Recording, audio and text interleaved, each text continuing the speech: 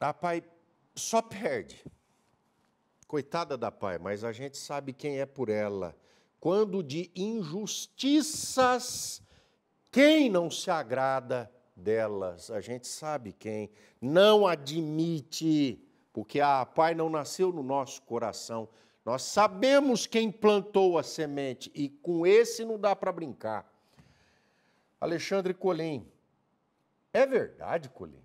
Até dinheiro dos pacientes surrupiado foi por esse esquema de corrupção que atuava até ali, Roberto Francischetti e Cláudia Lobo na dianteira? Olha, Rodrigo, eu vou começar primeiro pelo caso de uma ex-funcionária. Tomava, já já a gente vai chegar nos pacientes das residências inclusivas. Mas a apetite para ganhar dinheiro de forma criminosa era tão voraz que acaba sendo estarrecedora também. Mas assim, um apetite insaciável de adquirir, de conquistar dinheiro, e obviamente que dinheiro limpo, só que de maneiras criminosas. Uma delas, Rodrigo, é a seguinte: uma funcionária, ela fez um acordo para rescisão de contrato, e aí ela foi obrigada ou foi levada a depositar R$52 mil na conta de Roberto Francischetti Filho, e aí o Roberto alegava para ela, ou alegou para ela, que esse dinheiro, ao ser depositado, seria utilizado para pagamento de funcionários ali da Pai. Só que isso nunca aconteceu. Não há nenhum documento que diz que aquele dinheiro do acordo de rescisão de contrato dessa funcionária, R$52 mil, foi utilizado para pagamento ou para alguma benfeitoria dentro da APAI. Aliás, esse, Rodrigo, era um discurso muito presente em tudo aquilo que Roberto dizia às pessoas que, ou por dolo ou por culpa, participavam com ele desse esquema criminoso. Tanto que eu já peguei depoimento de um empresário que superfaturou uma nota, abateu ali o valor real do serviço dele, mas o imposto tirou uma nota de R$150 mil e entregou para o Roberto 130 mil em dinheiro vivo, sob a alegação de que o Roberto faria o asfalto ali na APA. Isso nunca aconteceu. Pois bem, Rodrigo, agora chegamos então à parte mais revoltante dessa história toda.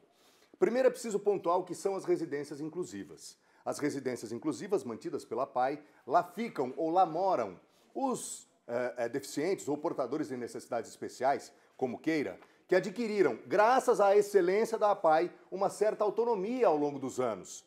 E aí essas pessoas, então, elas saem, daquele ponto onde recebiam atendimento e passam a morar nessas residências inclusivas. E essas pessoas, Rodrigo, elas ganham, como elas vão passar a trabalhar, e aí elas têm, então, salário, graças ao trabalho delas, e também um benefício. E aí, Rodrigo, muitas vezes esses residentes, eles ficavam com esse dinheiro parado ali, nas respectivas contas. Pois bem, só de dois residentes dessas residências inclusivas, o Roberto, em conluio com esse homem que agora prestou depoimento para o Secode, ele teve depositados nas contas dele, Roberto, R$90 mil. 50 de um, 40 do outro, dinheiro que foi sacado, portanto, das contas desses dois residentes dessas residências inclusivas. Vou um pouco mais além, Rodrigo. Esse esquema, pelo que consta no relatório da Polícia Civil, ao qual a gente teve acesso, esse esquema acabou se expandindo, porque esse mesmo funcionário com quem o Roberto tinha, o nome desse funcionário, Rodrigo, não vai ser revelado. E te explico por quê. Ele não foi indiciado ainda por absolutamente nada. Por essa razão, o nome dele será preservado, a exemplo do que vamos fazer com as vítimas, com os moradores das residências inclusivas. Esse homem com quem o Roberto tinha esse conluio e mantinha esse esquema, há um diálogo entre os dois, e isso, repito, faz parte do relatório da Polícia Civil, eles mudam a dinâmica da forma com que eram sacados esses recursos das contas dos residentes, que, repito, adquiriam um pouco de autonomia graças à PAI e iam trabalhar.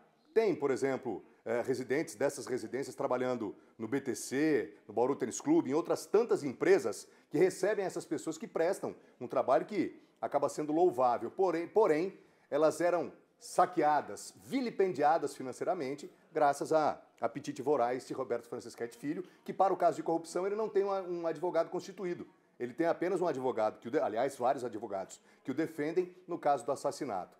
Pois bem, Rodrigo, para finalizar, esse mesmo homem, num certo momento, ele é demitido.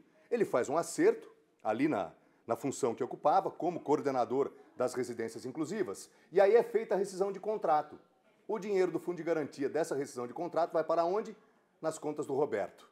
Por fim, esse mesmo homem, ele foi acusado, num certo momento, por um ex-fisioterapeuta da APAI que prestava serviço, um ex-funcionário, portanto. Ele tinha sido inicialmente acusado de assédio moral. E aí, o ex-fisioterapeuta entrou na justiça, fez a queixa e entrou na justiça com um pedido de indenização. O que o Roberto faz? Ele indica a advogada, na época da APAI, para defender esse então funcionário, e a ação é perdida pelo ex-funcionário da APAI e ganha por esse homem. Esse homem não foi acusado de. Ele acabou recebendo uma indenização de 16 mil reais. Sabe onde foi parar o dinheiro, Rodrigo?